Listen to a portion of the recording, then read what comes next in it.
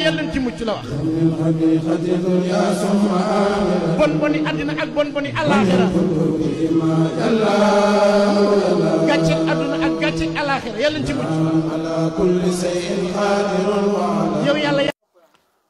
Assalamu alaikum wa rahmatullahi taala wa barakatuh. E kii kan la kii du Ousmane borom homosexuel te nag université. Pourquoi affaire bi nekk université? C'est à voir. Yéen ay bandi ngeen.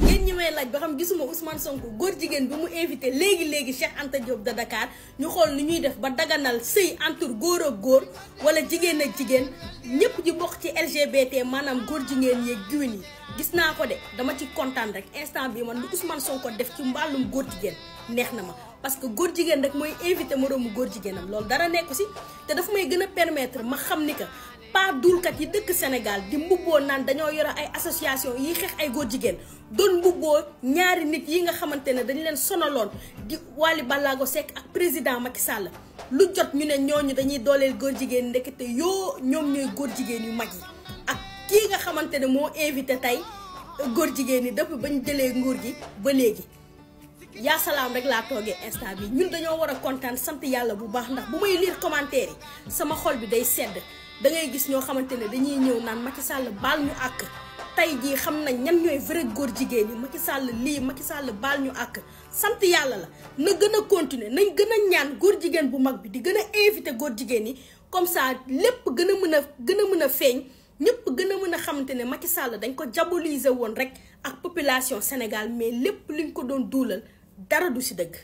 ko moo toog ci Walfadjri kenn sexalu ko lem mu ne bu ñu faloo li ñuy njëkk a def bokk na ci mooy voté loi bi criminaliser ngóor jigéen ñor na nag tey jii la ñor tey dama doon séenu moom ci tontoom mu ne ko ñun waxuma sax ñuy waxu ngóor jigéen mais ñi ngi weer war a voté loi bu koy criminaliser d'abord mu nekk signal fort pour mu annoncer tubaab bi mu yóbbaale ko ca àllu kuti yam jugee xamal leen ne kat ñun Sénégal waxuma waxu ngóor jigéen waaye ñi ngi toll ci phase war a voté loi sax bu koy criminaliser te loolu bu sooba yàlla tànk nun ak nguur gii fi nekk nii tey comme niñ meloon nun ak nguur Macky Sall gi fi bàyyeekoo ci ngóor jigéen loi bi dinañ ko voté wala ñu jaar ak ñoom fañ jaaroon ak nguuru Macky Sall loolu maa ngi koy annoncé fii tey solennellement ñëpp di ko dégg nguuru président Diomaye ñoo digg ne dañuy criminaliser ngóor jigéen di ngeen ko criminaliser lu ko may danañ jaar ak yéen fañ jaaroon ak nguuru Macky Sall. LGBTQ. mbir moomu je pense que Mélenchon dañoo yeb. dañoo yeb te defe naa ni am na lu nga xamante ni ñëw ba réewum Sénégal. ca fa nga xam ne mooy le temple du savoir. jàkkaarloo ak étudiants yi xam naa ni fi mu toll nii Cheikh Anta Diop fa mu tëdd ma ngay wëndee ma ngay wëlbatiku ndaxte taxaw ba foofu. di wax mbiru man maay ki nga xam ne maa njëkk a teg loi ci ca assemblée bu France pour ñu daganal mariage góor jigéen taxaw di wax lu mel noonu ci ma wax ay étudiants di tàccu xanaa dañoo comprendre xëy na loolu ca France la koy waxee mais waru ko taxaw fii ci suñu réew di fi wax mbirum góor jigéen c'est-à-dire daganal góor jigéen ak mariage homosexuel taxaw Sénégal di ko fi wax loolu yabaate la et on doit lui rabattre le caquet. C'est-à-dire là, la position du Sénégal doit être ferme et sans aucune ambiguïté.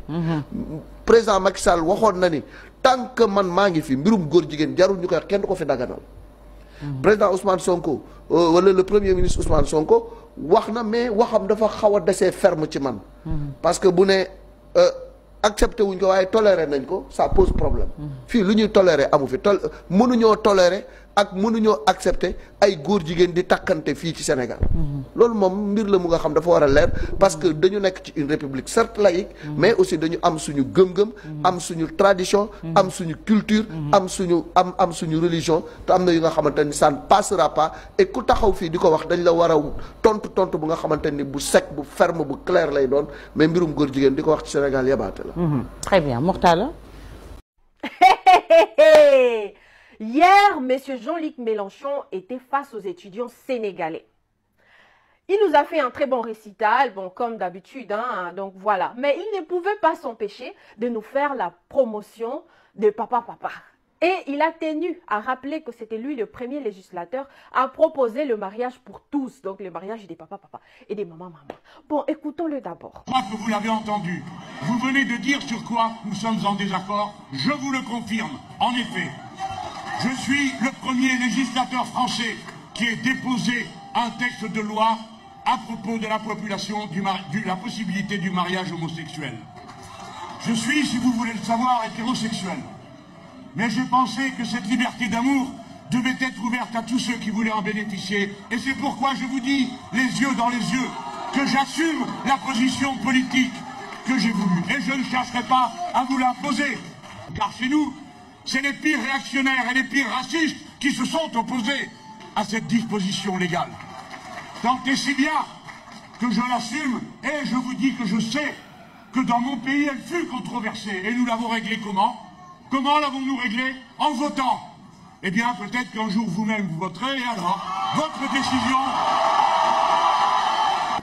Je sais que les Français n'ont pas trop de leçons à donner sur la polygamie pour ce qui concerne les pratiques présidentielles.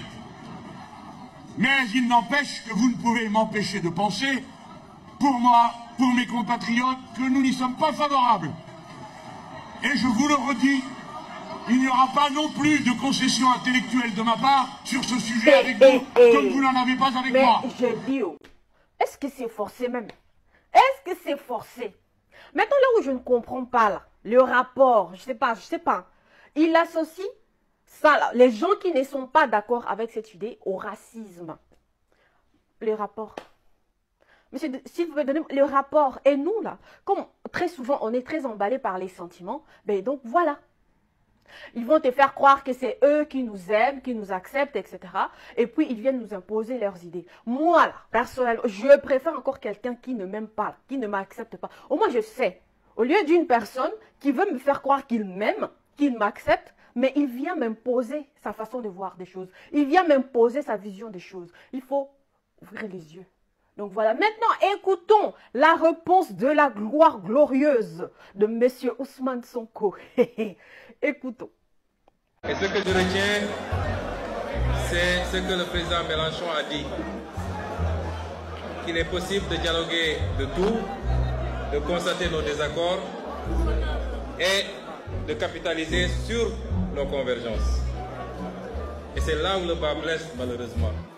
Nous vous concédons votre désaccord sur la polygamie. Ce qui ne nous empêchera pas de débarquer à Paris avec les deux dames.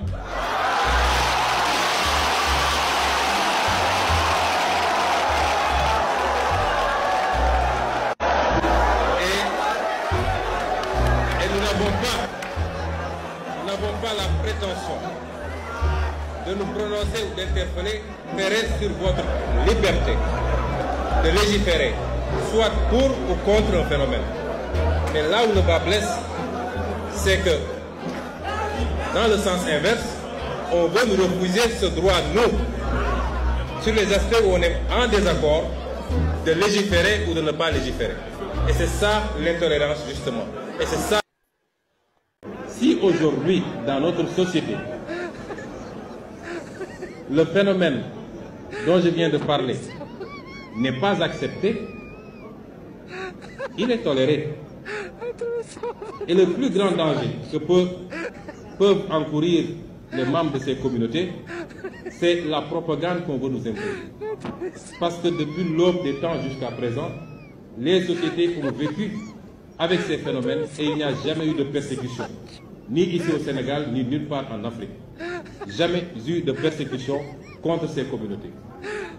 Chaque peuple a connu ces phénomènes.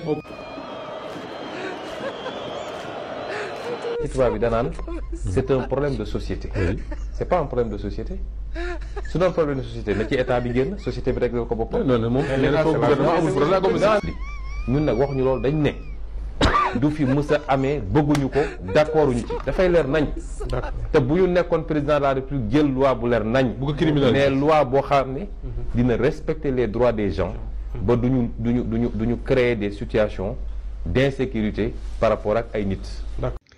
ah waaye yow li xew ci réew mi xanaa xaj yi nga xam ne ñoom lañ dressé woon jal leen ci suñu kaw kilifa diine xanaa yëguñu ko Babacar ana nga yow mi jàppoon sëñ bi di ko mat guddeeg bëccëg nekk ci dërëm bi di ci yendu di ci fanaan di ci xéewlu guddeeg bëccëg foo ne Baara ana ngeen xanaa yëgoo leen li xew dem université Cheikh Anta Diop xëy na yëgoo leen ko kon ma yëgal leen ko benn góor jigéen bu nekkoon France de moo fi ñëwoon moom lañ ci daraloon université Anta Diop mu daal di wax ni bi mu jëlee kàddu dani man maay ki njëkk a taxaw assemblée nationale bu France wax ni dañoo war a daganal góor ak góor di say jigéen ak jigéen di say bi ma xëy loolu xam nga ni étudiants yi def di tàcc ñoom ñëpp di tàcc di yuuxu mu ni nag damaa ñëw fii ngir la ñu d'accordoon ñu def ko damaa ñëw fii ngir la ñu ngir notre accord pour notre accord loolu la jëfandikoo mooy xaw ma nag fu ñu ko d'accordé woon accord mooy la ñu déggoon ca la ñu déggoon ñu def ko waaw.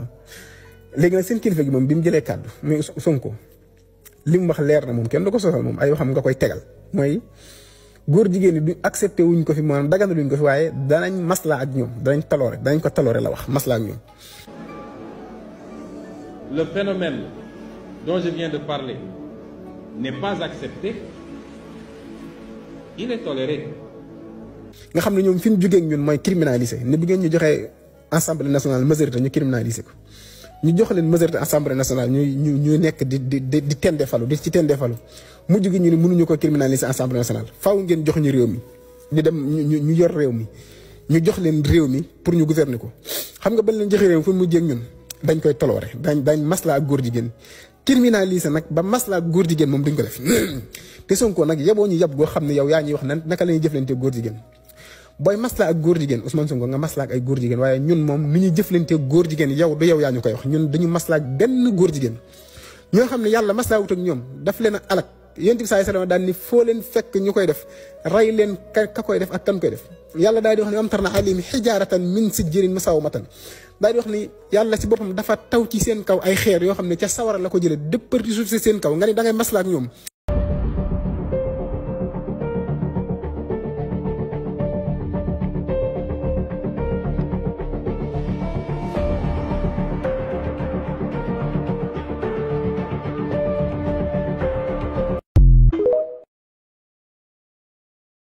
qui s'indigne de la campagne de désinformation qui met en mal l'État et les populations. Le président l'a dit lors d'une rencontre avec les imams et oulémas du Sénégal. Pape Birame Bigué-Ndiaye. C'est un chef d'État sans détour qui s'est voulu clair et formel sur une question agitée ces derniers temps dans l'espace public. Il s'agit de la question de l'homosexualité avec une vaste campagne de dénigrement contre l'État du Sénégal. Face aux imams et oulémas, le président Macky Sall est monté au credo pour rétablir la vérité et donner la bonne information. la ma ci jot a wax ci Sénégal wax ko ci bitim réew wax ko ci kanamu àdduna bi yëpp wax ko ci kanamu président Obama fii ci palais bi wax ko ci kanamu premier ministre bu Canada Justin Trudeau. J'ai toujours été clair sur cette question devant Obama, Trudeau et l'Union européenne. suñu loi boobu kenn du ko laal loolu kay mënuma ko passé. L'homosexualité ne sera jamais dépénalisée au Sénégal tant que je serai président de la République.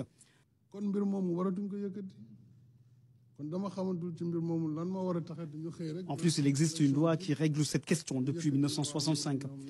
Pas besoin d'en rajouter.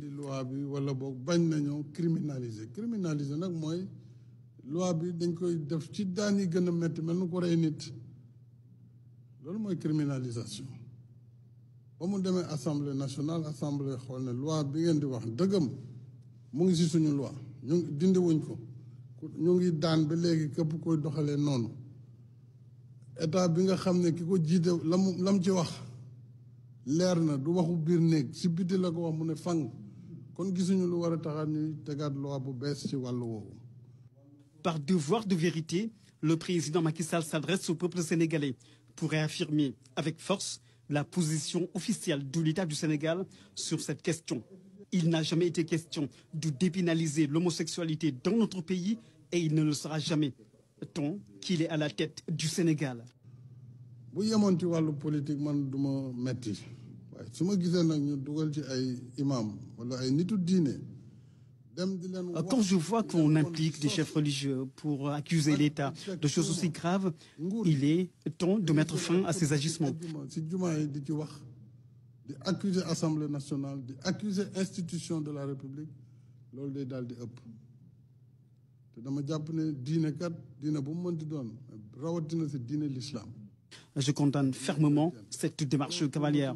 amoo ci benn firnde kenn mënul wax.